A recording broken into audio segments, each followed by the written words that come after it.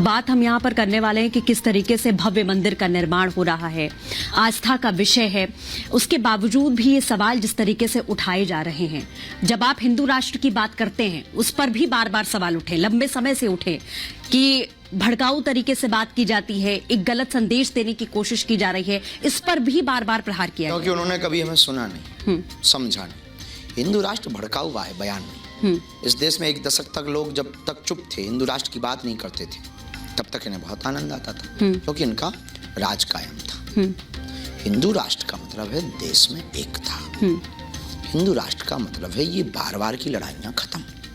हिंदू राष्ट्र का मतलब है उत्तर दक्षिण एक। हिंदू राष्ट्र का मतलब है संप्रभुता।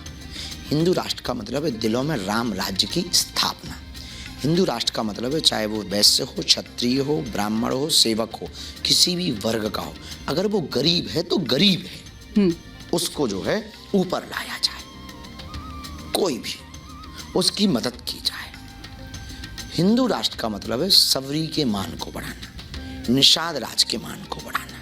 हिंदू राष्ट्र का मतलब है ना कोई बड़ा ना छोटा, सब समान। हिंदू राष्ट्र का मतलब है सबको भगवान की पूजा करने का अधिकार।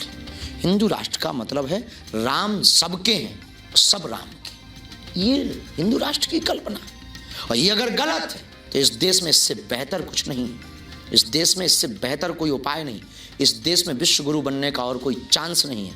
इसके अलावा इन लोगों के पास में कोई प्रयोजन भी नहीं है, सिवा इस देश में पाखंड फैलाना, इस देश में इन लोगों का कुरीति फैलाना और जातिवाद फैलाने के अलावा इनके पास कोई उपचार नहीं है। हम सिर्फ इस देश को ये समझाना चाह रहे हैं, अपनी जान हथेली पर रखकर हम इनको सिर्फ ये बताना चाह रहे हैं, ये हिंदू राष्ट्र का मतलब है। और जो कट्टर हिंदू होगा, वास्तविक हिंदू होगा, वो हमारी बात का सपोर्ट करेगा, वरना प्रभु की कृपा से उनको भी धन्यवाद।